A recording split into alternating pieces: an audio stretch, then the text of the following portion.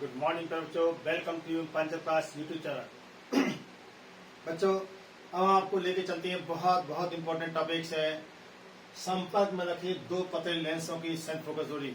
ये आपकी इंपॉर्टेंट कड़ी है जो हमने बताया था आपको। इंपॉर्टेंट क्वेश्चन आपको बताएंगे और उसके वीडियो सॉल्यूशन भी देंगे। तो उसी कड़ी में आपका सेकंड लेक्चर है, संपर्क में रखिए दो पतले लेंसों की सेंट फोकस दूरी। इसका रे डायग्राम बच्चों कैसे बनाते हैं, सबसे पहले आपको रे डायग्राम सीखना पड़ेगा कि रे डायग्राम बनाते कैसे हैं, इसको बहुत इंपॉर्टेंट जानना। तो देखिएगा, पतले लेंस हैं तो हम आपको रे डायग्राम बना के दिखाते हैं। ये आपका पहला लेंस, ये आपका बच्चों दूसरा लेंस है, आपने देखा। अच्छा, इस लेंस का नाम है N1 L1, इसका नाम हमने रख दिया L2। अब देखो बच्चों, हमने क्या किया, कोई प्रकाश मुखक्ष लिए, इसका प्रकाश केंद्र यहाँ पर है, इसका प्रकाश केंद्र यहाँ है। वस्तु चलेगी, देखिए बच्चों, यहाँ से वस्तु हमने रख दिया O, यहाँ पर कोई ऑब्जेक्ट रखा, इसका नाम रख दिया O। यहाँ से वस्तु चलेगी, वस्तु से किरणें चलेंगी। ये लेंस क्या करता है आपको पता है बच्चों, ये लेंस जो हमारा करता है, ये प्रकाश किरणों को अक्ष की ओर मोड़ता है। एक प्रकाश का बच्चों सीधे जा रही है, अब ये मोड़ देगा तो देखिए जरा, यहाँ तक तो सीधे जाएगी।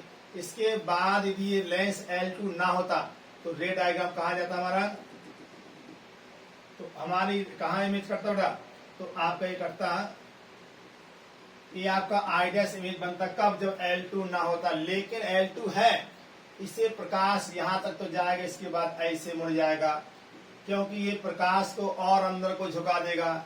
ये फाइनल इमेज बना बच्चों AI। ये दूरी कितना बच्चों, इसको कहते हैं V, और इस दूरी का नाम होता है कितना बच्चों, V डैश। और इस डिस्टेंस को कहते हैं हम आपको U। बस जो आपको दिख रहा बच्चों, ये आपका उसी आप से लिखा जाता है, ठीक है। अब देखो, हमने आपको पढ़ा था कि एक प्रकाश किरण सीधी जा रही है, और जब ये सीधी जाएगी तो आपको अपवर्ती किरण कहीं ना कहीं एक दूसरे को वास्तविक रूप से या आभासी रूप से काटनी चाहिए। जब वास्तविक या आभासी रूप में काटेगी तभी आपका क्या बनता है, प्रतिबिंब बनता है। या तो प्रतिबिंब वास्तविक बनेगा या आभासी बनेगा। यदि प्रकाश किरणें काटती हुई प्रतीत होंगी तो इमेज बनेगा आभासी, और वास्तव में काटेंगी तो इमेज बनता कैसा, वास्तविक। देखो बच्चों, यहां से इसके लिए रे, यहाँ इमेज बना, एक डॉट डॉट दिखाया, ये आभासी प्रतिबिंब। कैसा बना बच्चों, ये बना है आपको आभासी प्रतिबिंब। और इसको जरा देखें, अब देखिए यहाँ इस वस्तु के लिए ये क्या है, वास्तविक प्रतिबिंब बनेगा। ये है आपको वास्तविक इमेज बना, ठीक है। अब जो भाषा लिखे, जो चित्र में दिखता है, वही आपके भाषा क्या लिखी जाती है कि माना हम क्या करें बच्चों, पतले लेंस यूज करें। क्या लिखेंगे, माना दो पतले लेंस, आपके सामने लिखते दिखाते हैं, माना दो पतले लेंस। ये भाषा बच्चों लिख के दिखा दे रहे आपको। हाँ देखो बच्चों, कुछ भाषा हमने आपके सामने लिख दी।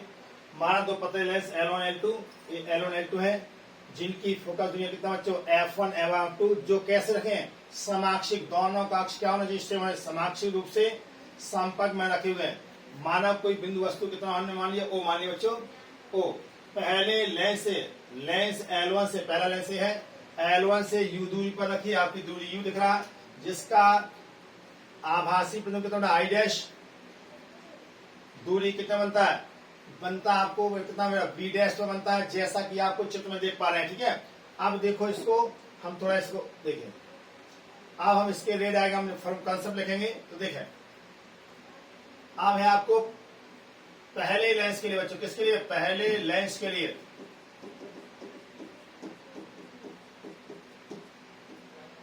पहले लेंस के लिए आप देखेंगे क्या होगा, 1/F1 is equal to 1/V dash minus 1/U। समीकरण नंबर 1 हो गया। अब कौन सी लाइन देखिए, अब जो है I डैश दूसरे लेंस किसके लिए, L2 के लिए किसका काम करेगा, के लिए वस्तु का कार्य करेगा, वस्तु का कार्य करेगा, जिसका प्रतिबिंब कितना बना, जिसका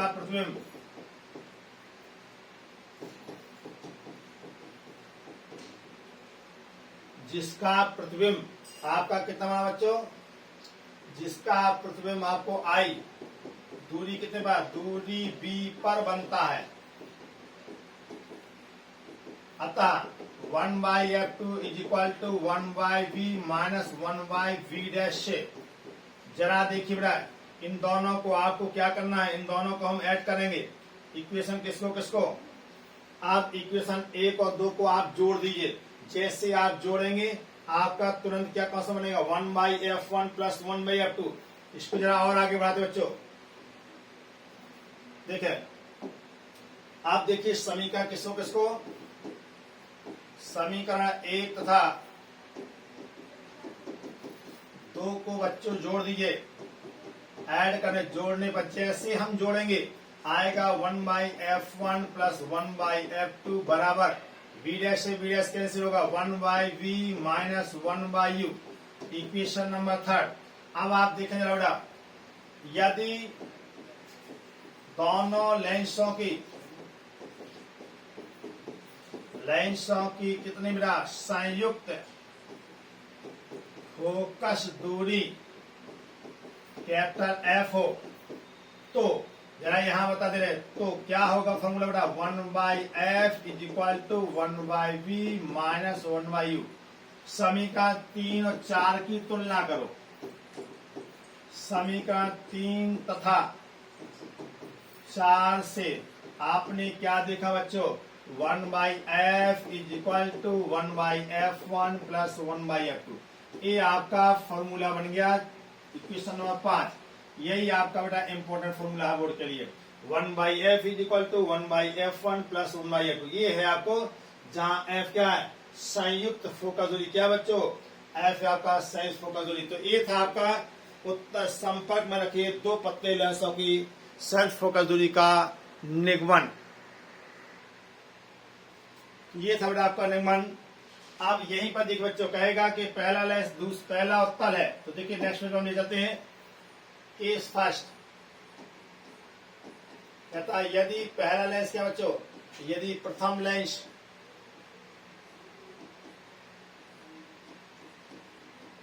लेंस क्या बच्चों उत्तल, तथा दूसरा क्या है, तथा दूसरा है बच्चों अवतल।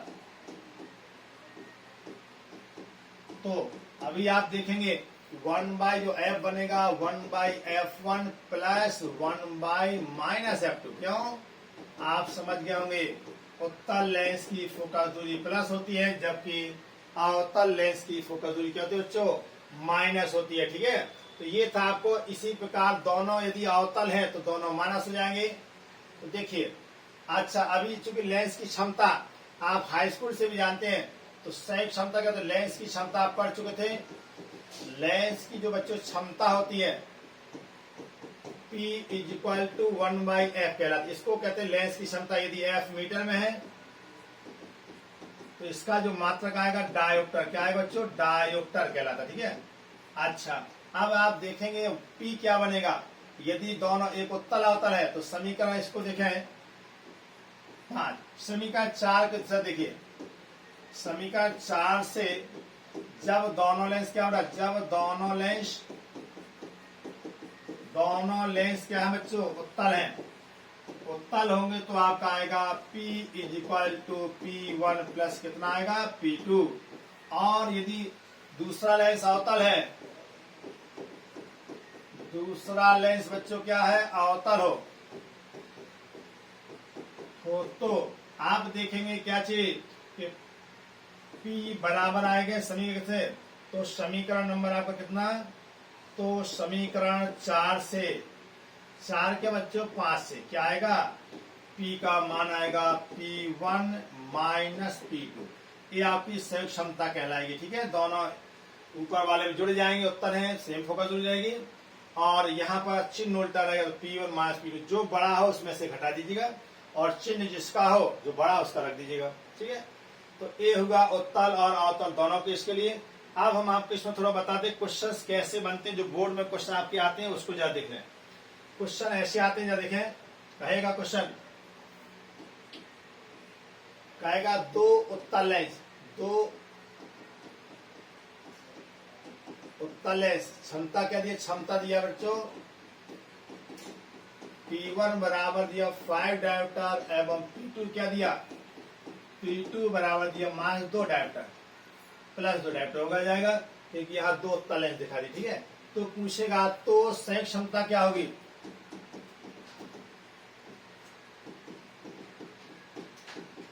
संयुक्त क्षमता तथा फोकस दूरी ज्ञात करें।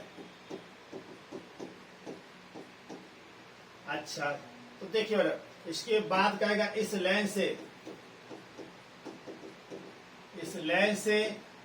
20 सेमी दूरी पर रखी वस्तु के प्रतिबिंब की स्थिति ज्ञात करें। ऐसे क्वेश्चन पूछे, इसका सॉल्यूशन जा देखा फटाफट।